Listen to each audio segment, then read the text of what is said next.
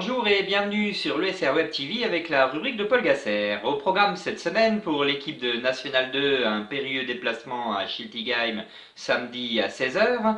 Pour l'équipe réserve, la réception d'Arouet dimanche à 14 h 30. Pour la troisième équipe raonaise, un déplacement à Frémy-Fontaine dimanche à 14 h 30. Et pour l'équipe de U19, la réception de l'US Beonne-Longeville dimanche à 14 h 30. Mais commençons par faire un court débrief du week-end dernier. Court parce que de nombreuses rencontres ont été remises compte tenu des conditions climatiques. Seule la troisième équipe raonaise a joué avec un match important puisque c'était la réception du potentiel leader compte tenu des matchs en retard, l'ES Haute-Meurthe. Et les Raonais se sont imposés sur le score de 3 buts à 2. Ils avaient ouvert le score dès les premiers instants par Mathieu Vigneron, avaient doublé la marque à la 20e minute par Quentin Deveau.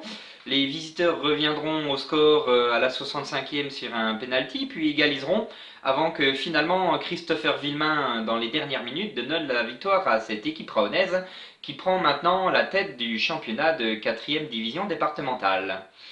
Parlons un petit peu de l'adversaire du week-end en National 2 avec cette équipe de Schiltigheim qui est promue en National 2. Une équipe qui est actuellement 14e et première relégable avec 14 points, la 11e attaque et la 14e défense. Une équipe qui reste sur 4 matchs sans victoire avec 2 matchs nuls à domicile et 2 défaites à l'extérieur. Donc une équipe dont on peut penser que si on doit se redresser dans ce championnat de National 2, on doit s'imposer contre elle.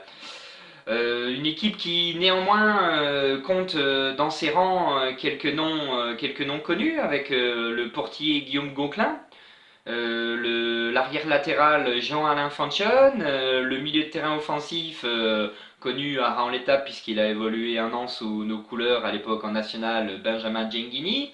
Ali Matlouti, l'attaquant, qui a évolué à Strasbourg et à Mulhouse. Et puis un autre milieu offensif que l'on a connu lorsqu'il évoluait à Moulins, Ludovic Saline. Donc malgré un classement et une période un peu difficile, un adversaire dont il faudra forcément se méfier pour l'USR.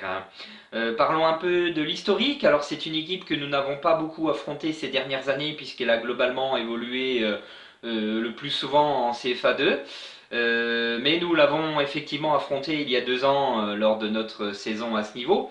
Et nous étions allés nous faire battre 2-0 le 14 mai 2016 à Schiltigheim avec 2 buts en première période de Huber et Ims.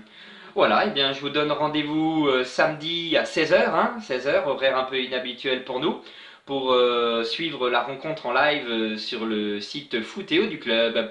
Allez les Bleus!